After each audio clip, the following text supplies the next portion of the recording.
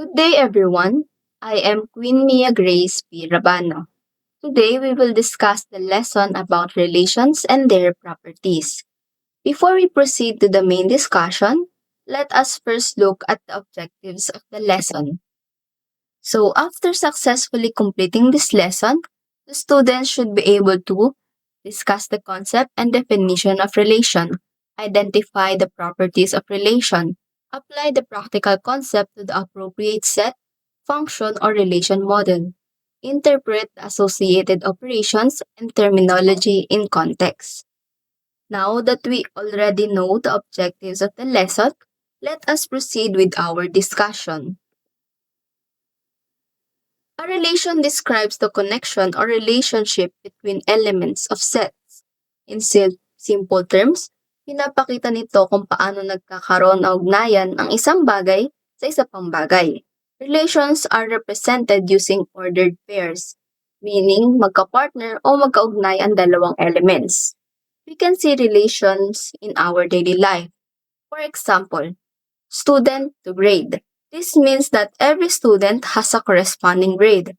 Another example is employee to salary, where each employee receives a salary from the company. These are simple examples of how relations work in real situations. Relations are also important in mathematics and computer science because they help organize information and solve problems. In this lesson, we will study the different properties of relations, ordering of relations, and combining relations. These concepts will help us understand how elements behave, interact, and connect within a set. They also show how relations can be arranged and merged to form new relations. Good day everyone, I am Leana V. Homok and I'll be talking about binary relation. It is a representation of the relationship between elements of a set. It is a set of ordered pairs. It may exist between objects in the same set or between objects in different sets. For example, let A and B be sets, where A consists of 1, 2, and B have AB. Then we have A cross B, where we combined every element of A to every element of B. Then let R be the set of ordered pairs 1A and 2B. Since R contains some elements from A cross B, we can say that a binary relation from A to B is a subset of A cross B. Next, we use the notation A is related to B to denote that the ordered pair AB is an element of R, and A is not related to B to denote that AB is not an element of R. Another example, let A be the set of students in your school, Wais Lejet and Jasmine Anova, and let B be the set of courses, CS066 and CS067. Then, let R be the relation that consists of those pairs AB, where A is a student enrolled in course B. For example, we have Wais Lejet is enrolled in CS066, so that pair Wais Lejet and CS066 belongs to R. Then we have Jasmine Anova is also enrolled in CS066, so the pair Jasmine Anova and CS066 is also an element of R. Note that if a student is not enrolled in any course, there will be no ordered pair containing that student as the first element. Similarly, if a course is not being offered, there will be no ordered pair containing that course as the second element. Now let's discuss domain and range. Domain, or the X in ordered pairs, is the set of all first members in a relation, and range, or the Y, is the set of all second members in a relation. In our earlier example, we have students and their enrolled courses. So our domain are the students, Wais Lejet and Jasmine Anova, and the range are the courses, which are CS066 and CS067. Now let's move on to the properties of relations, which will be discussed by the next reporter. Thank you. Good day, everyone. I'm Lance Adrian S. Santos, and today I will discuss the different properties of relations. So these properties help us understand how elements in a set are connected to each other. So the properties that I'll discuss are reflexive, irreflexive, symmetric, and asymmetric. So first, reflexive relation. A relation R on a set A is called reflexive if every element is related to itself. So its formal notation is for all A, the ordered pair A, A belongs to relation R.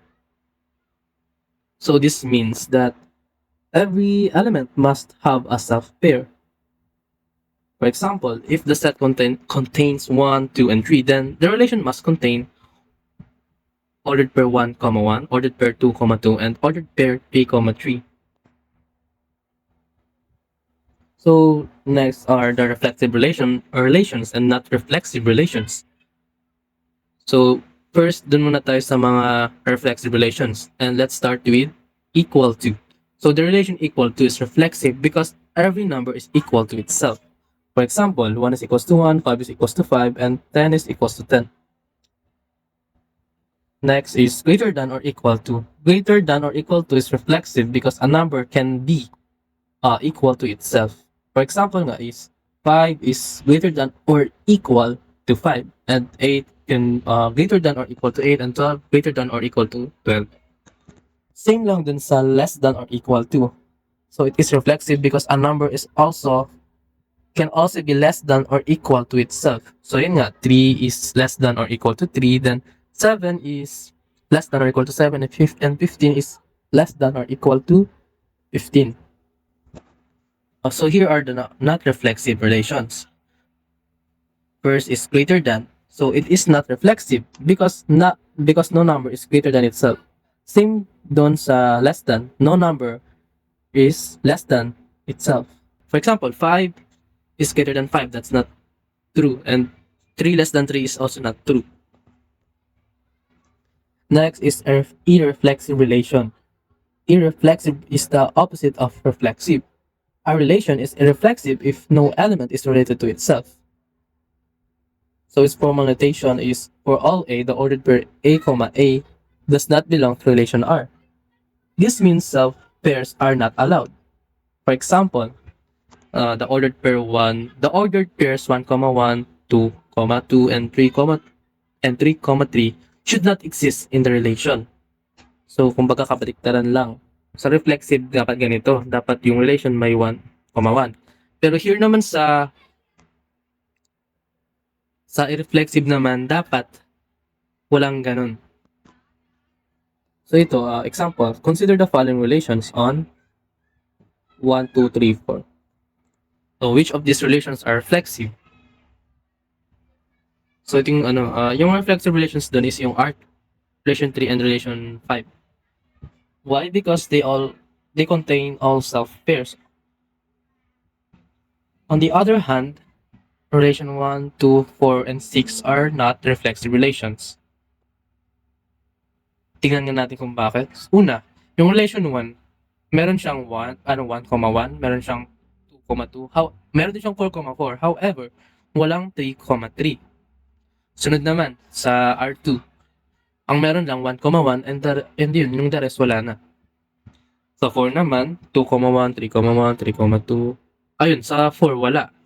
So, masasabi natin yung relation 4 is irreflexive. Sunod naman, yung relation 5 is 1, 1 meron. 2, 2 meron. May 3, 3. Ito, may 4, 4. Ito nga, isa ito sa mga reflexive na relations. And yung last naman, matatawag siyang irreflexive. Because a relation is irreflexive if no element is related to itself. So next naman, dito tayo sa symmetric. So a relation R on a set A is called symmetric if whenever the ordered pair A, B is in R, then B, A must also be in R. So its formal notation is for all A and B, if the ordered pair A, B belongs to relation R, then the ordered pair B, A also belongs to relation R. This means the relationship works both ways. If A is related to B, then B must also be related to A. So ito naman yung symmetric relations and not symmetric relations. So first dun tayo sa symmetric relations. The equal to yung relation is symmetric because kapag nga yung 5 is equals 5 ay ni-reverse natin, it's always true, right? However, sa not symmetric relations naman are greater than, less than, greater than or equal to, and less than or equal to. So hindi sila symmetric relations kasi hindi naman always true na equal sila, ganun. So next, asymmetric relation. Asymmetric is the opposite of symmetric. A relation is asymmetric if and ever the ordered pair A, B exists, then the ordered pair B, A must not exist. So its formal notation is for all A and B, if the ordered pair A, B belongs to relation R, then the ordered pair B, A does not belong to relation R. So dapat kapag binaliktad, kung halimbawa, pag binaliktad dapat yung value is hindi parehas, not always true. Yun lang yun. Kabaliktad lang siya ng symmetric nga. So yung example, 5 greater than 3 is true. However, 3 greater than 5 is false. So the reverse relationship does not exist. At ito yung asymmetric relations and not asymmetric relations. Sa asymmetric relations, ito yung greater than tsaka less than. Doon naman sa not asymmetric relations is equal and greater than or equal to and less than or equal to. So the reason why yung yung asymmetric relations ay yung greater than tsaka less than kasi nga kapag halimbawa may two numbers na ito ng ginawa natin kanina, may two numbers tayong 5 greater than 3. It's true. Pero pag binaliktad namin, pag binaliktad natin 3 greater than 5, that's false. Diba? Kaya siya asymmetric. Doon naman sa not asymmetric relations, pag equal, syempre, alam na natin pag equal lagi yung true. Doon naman sa greater than or equal to, may possibility kasi siya na maging equal. Same lang doon sa less than or equal to. So ito, example. Consider the following relations. 1, 2, 3, 4. Which of the relations are symmetric? So yung symmetric relations doon are yung R2 and R3. Di ba nga kasi, your relation is symmetric if the ordered pair A, B is in R. Then, ordered pair B, A must also be in R. So, dun sa R2, merong 1, 2, and merong 2, 1. Tingnan natin. Ayun, may 1, 2, tsaka may 2, 1. Dun naman sa R3, meron siyang 1, 2, tsaka meron siyang 2, 1. Tingnan natin, 1, 2, and 2, 1, meron. And meron din siyang 1, 4, and 4, 1. Meron. That's why it's also symmetric. However, yung mga hindi naman symmetric na relations are R1, R4, R5, R6. Bakit? Dun sa R1, merong R4. Merong 3, 4. Tama, merong 3, 4. Pero, walang 4, 3. Dun naman sa R4, merong 2, 1. Kaso, wala siyang 1, 2. Sa R5 naman, meron siyang 1, 2, pero ayun, wala ding 2, 1. So, yung R5 din, hindi rin siya symmetric. Tingnan natin. Ayun, merong 1, 2, pero wala siyang 2, 1.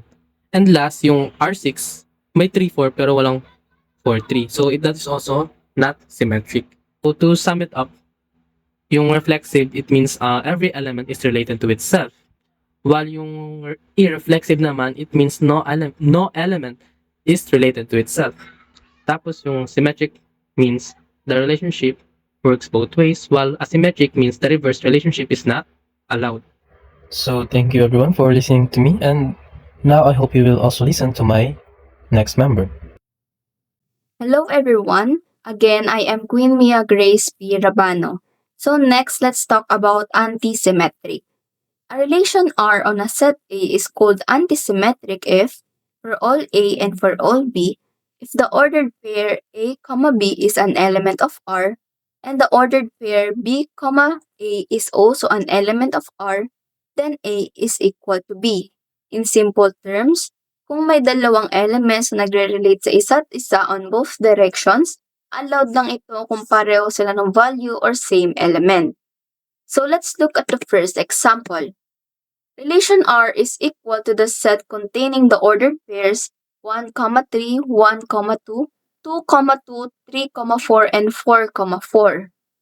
The relation is antisymmetric because there are no reverse pairs between different elements. Makikita natin na may pair 1, 2 pero walang 2, 1 at 3, 4 pero walang 4, 3.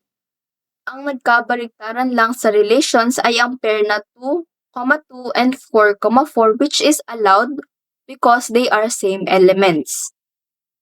Now, sa second example naman, relation R is equal to the set containing the ordered pairs 1, 1, 1, 2, and 2, 1.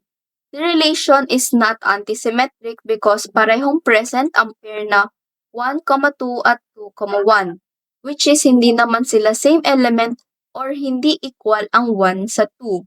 This violates the rule of antisymmetric relation.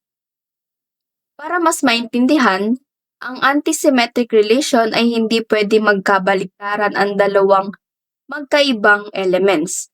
If magkabaliktaran man sila, dapat ito ay same element or same value. Next, in this part, we will identify which relations are antisymmetric.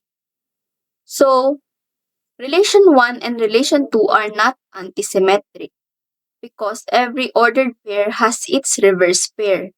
Dito sa relation 1, makikita na ang 1, 2 and 2, 1 ay both na nag-i-exist dahil nagkabaliktaran ang magkaibang value, not considered antisymmetric siya dahil hindi ito equal.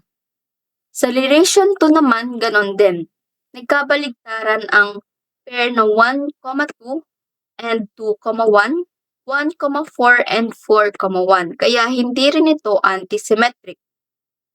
Sa relation 3 naman, nakikita natin na may 2, 1 pero walang 1, 2. So, walang nagkabaliktaran kaya ito ay antisymmetric. Sa relation 4, ito rin ay antisymmetric dahil makikita natin na 1 is related to 2 but 2 is not related back to 1. At ganun din sa mga ibang pairs na 1, 3, 1, 4 and so on. Ang mga pair lang na nagkabaliktaran ay ang 1, 1, 2, 2, 3, 3, and 4, 4. Pero accepted pa rin naman ito dahil ito ay equal. Kaya ito ay antisymmetric. Sa relation 5 naman, ang pair lang ay 3, 4. Pero wala namang 4, 3 o walang nagkabaliktaran na hindi same element, kaya ito ay antisymmetric. Next naman ay ang transitive. A relation R on a set A is called transitive if whenever the ordered pair A, B is an element of R, and the ordered pair B, C is also an element of R, then the ordered pair A, C must also be an element of R. In simple terms, if the first element knows the second element, and the second element knows the third element, then the first element should also know or be connected to the third element. So parang chain connection siya or tuloy-tuloy na relationship. So, this is an example of representation in transitive relation. In this relation, pair A, B means A is related to B, and pair B, C means B is related to C, and A, C means A is also related to C. Since A is connected to B and B is connected to C, then A should also be connected to C because the pair A, C is included in the relation. The relation satisfies the condition of being transitive. Now, let's take a look on another example of transitive relation. Relation R consists of the ordered pairs 1, 2, 2, 3, and 1, 3. Makikita natin na ang pair 1, 2 is in R and 2, 3 is also an element of R. Since 1 is connected to 2 and 2 is connected to 3, dapat connected din si 1 kay 3. And meron ngang 1, 3 sa relation kaya ito ay transitive. Pero kung walang pair na 1, 3 sa relation, ito ay hindi considered na transitive dahil ang chain ng relationship ay incomplete. So, in this part, we will identify which relations are transitive. In relation 1, we can see that pair 3, 4 is in the relation and 4, 1 is also in the relation, but the pair 3, 1 is not included in the relation. Since the chain is incomplete, the relation is not considered transitive. In relation 2 naman, may 2 of 2, 1 at may pair na 1, 4. So based on the rule of transitive relation, dapat meron ding 2, 4 para masatisfy yung A is related to C.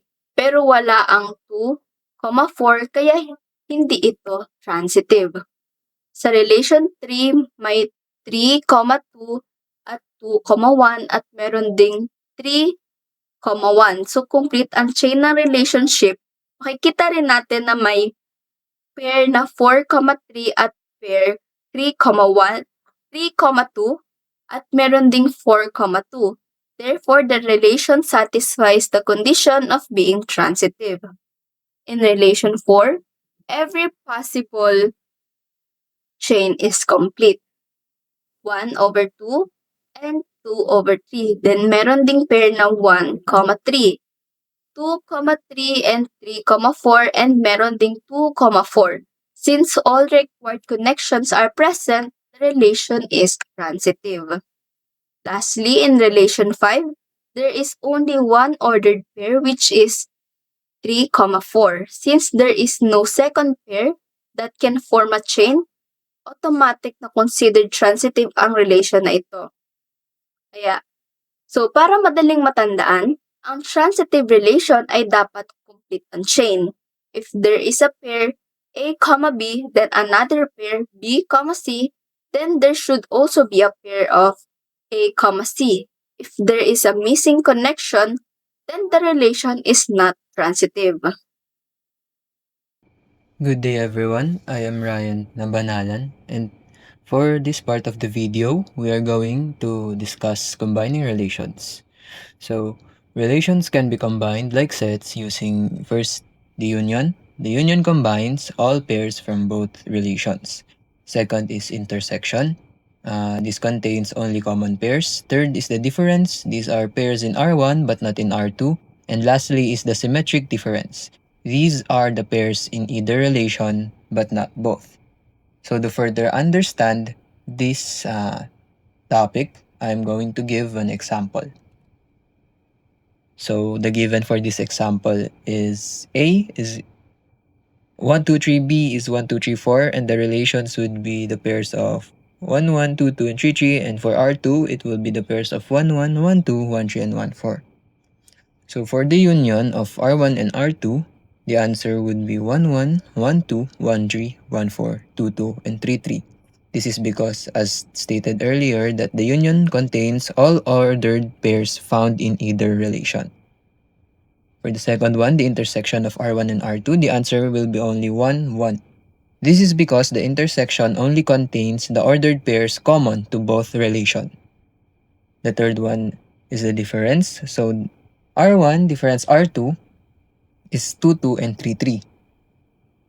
And this is because, stated earlier, the pair that is in R1 but not in R2, and 2, 2, and 3, 3 are both pairs that is in R1 but not in R2. Similarly, for R2 difference R1, the answer would be 1, 2, 1, 3, 1, 4 because 1, 2, 1, 3, and 1, 4 is in R2 but not in R1.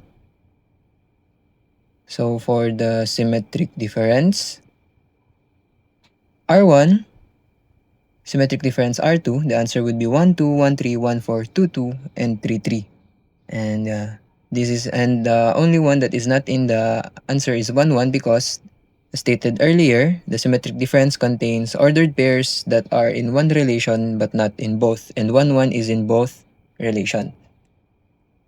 So another example is, let R1 be the less than relation on the set of real numbers, and let R2 be the greater than relation on the set of real numbers. That is, R1 is the set of ordered pairs x and y such that x is less than y, and R2 is the set of ordered pairs xy such that x is greater than y. So what are R1 union R2, R1 intersection R2, R1 difference R2, R2 difference R1, and R1 symmetric difference R2? So for the union of R1 and R2, the pairs that are in R1 or in R2, and if we combine them, that gives us x is less than y and or x and greater than y. So this means that all cases except x is equals to y.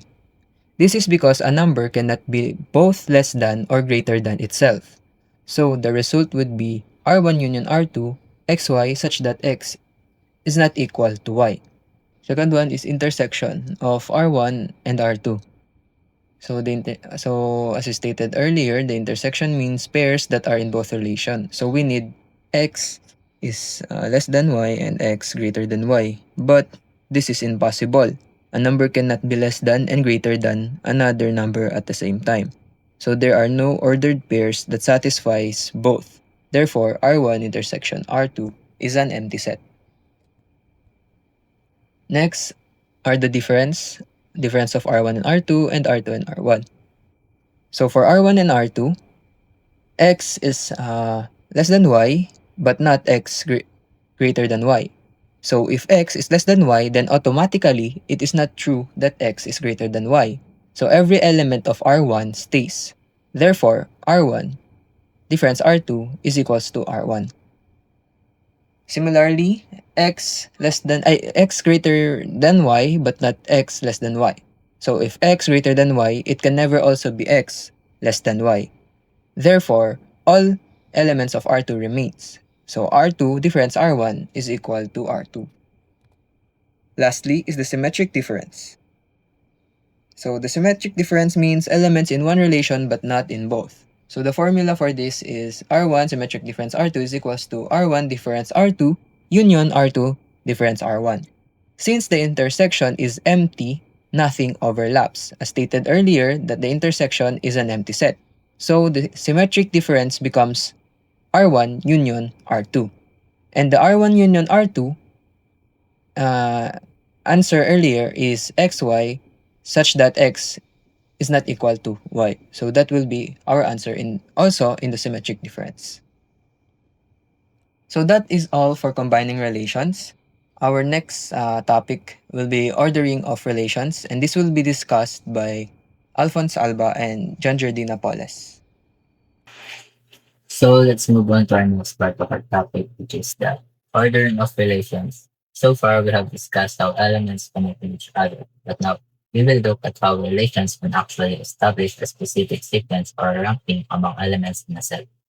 Ordering of relation.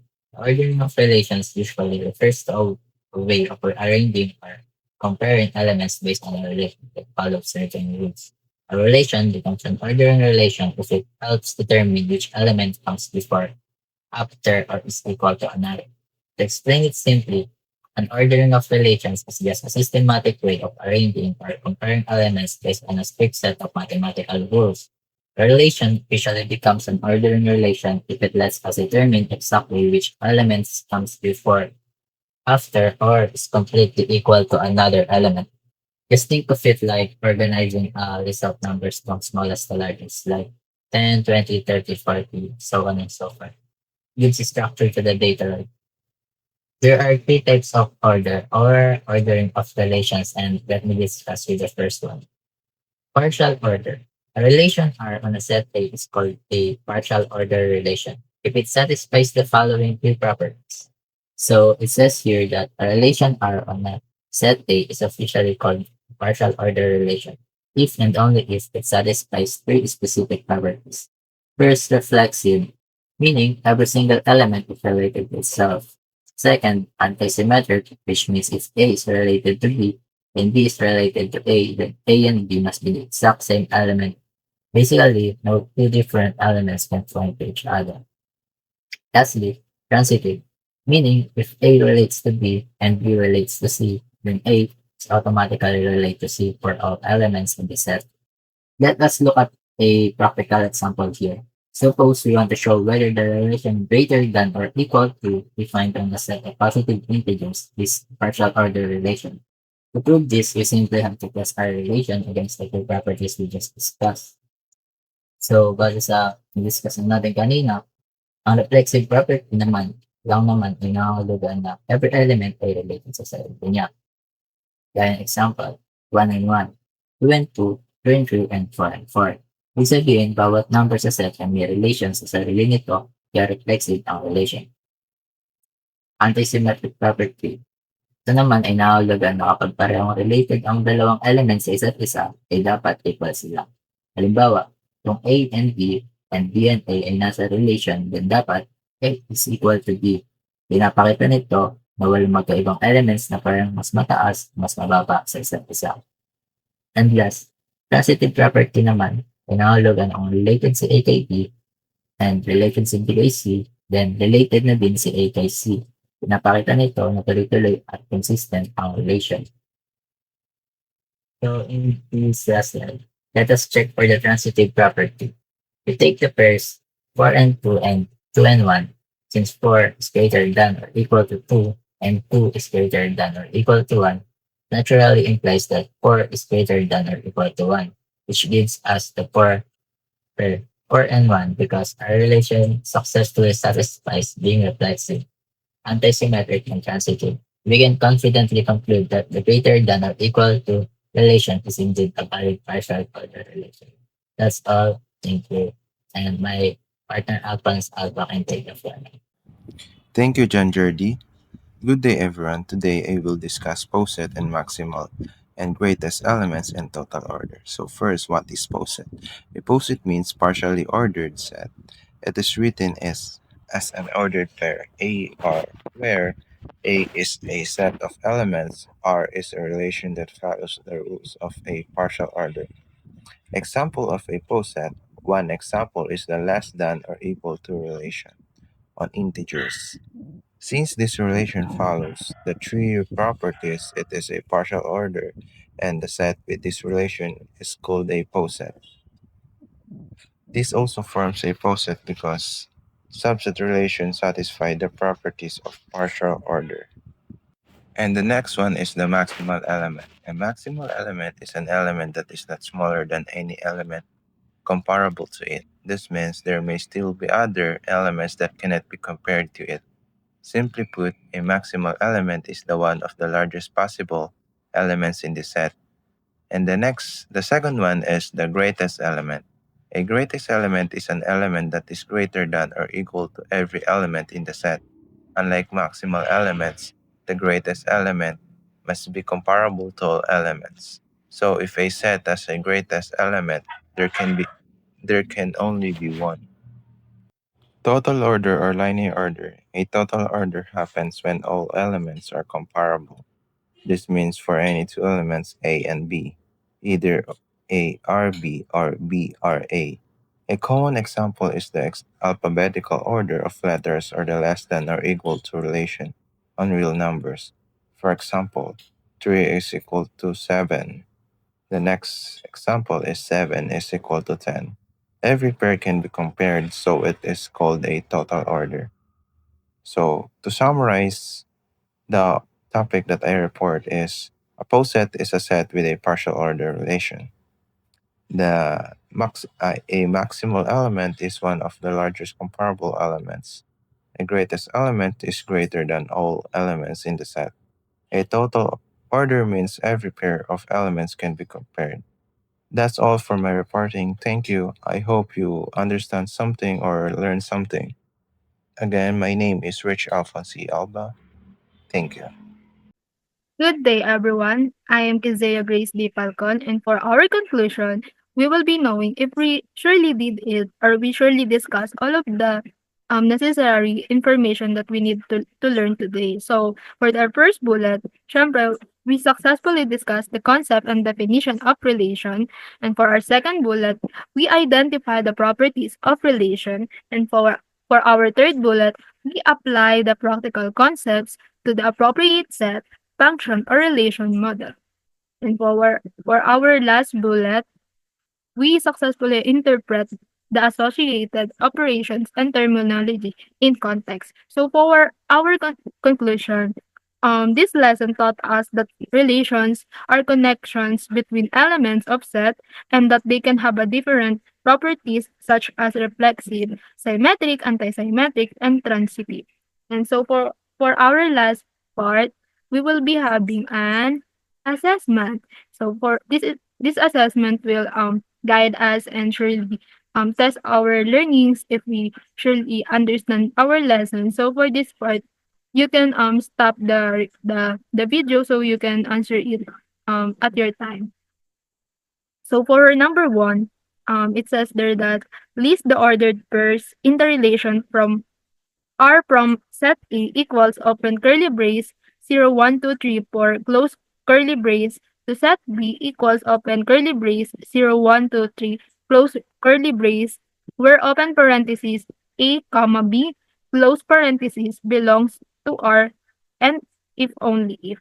And for number two, so there is choices there where we can choose the right correct answer. And for the number two, says there that list all the ordered pairs in the relation R equals open curly brace open parentheses A comma B close parentheses such that A divides B close curly brace on the set open curly brace 1, 2, 3, 4, 5, 6 close curly brace.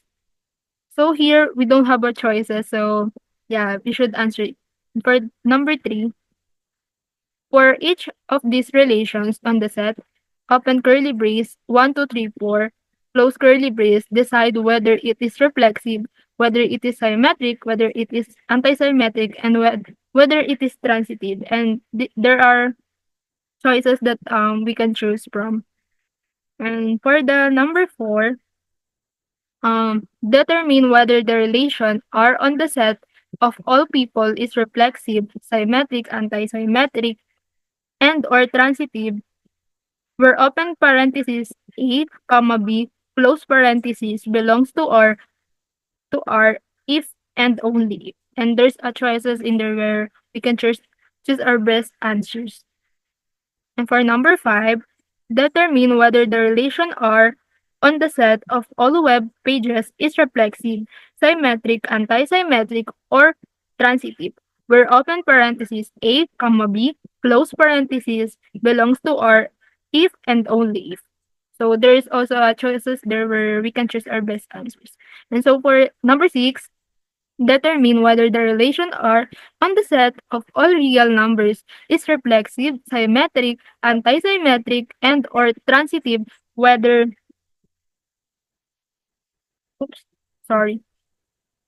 where open parenthesis x, comma y close parenthesis belongs to R if and only if.